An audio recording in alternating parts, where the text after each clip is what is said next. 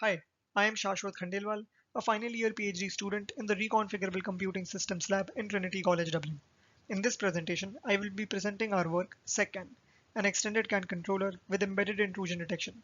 This work was carried out under the supervision of Dr. Srijit Shankar. CAN continues to be one of the most widely used network protocols for intravehicular communication. However, due to its vulnerabilities like no message authentication and lack of encryption techniques, it can be exploited to carry out active injection and passive sniffing attacks. For example, the broadcast-based transmission mechanism can be used to carry out denial of service attacks.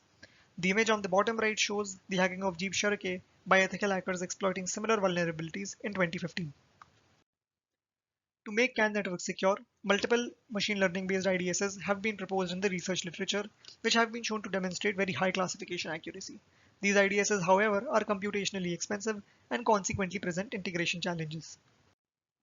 The most common integration strategies of such IDS in CAN networks include either implementing IDS tasks on ECUs or having a dedicated IDS node on the network, or in the integration of IDS as part of the ECU, where the ECU and the IDSs are implemented on the same die, but have a clear separation in their functionality, not affecting each other's performance.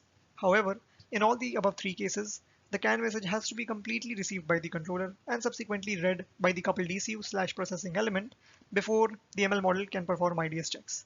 This leads to a larger delay in triggering the necessary safety protocols to protect intravehicular CAN networks. To combat this delay caused by suboptimal integrations, we present SecCAN, an extended CAN controller that integrates a quantized machine learning based IDS in its received data path.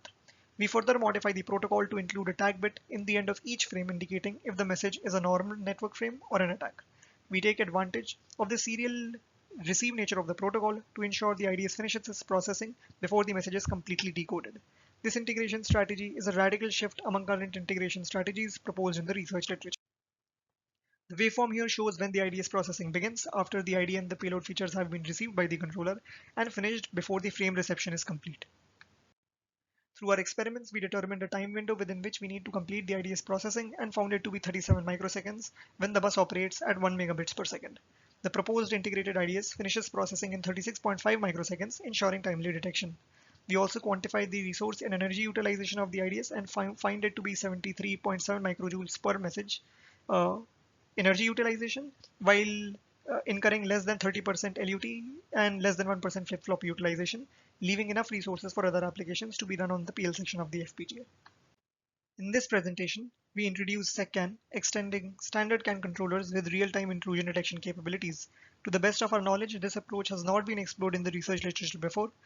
With minimal resource utilization and high classification accuracy, SecCAN achieves a perfect balance between the deployment constraints posed by resource-constrained vehicular environments. Thank you.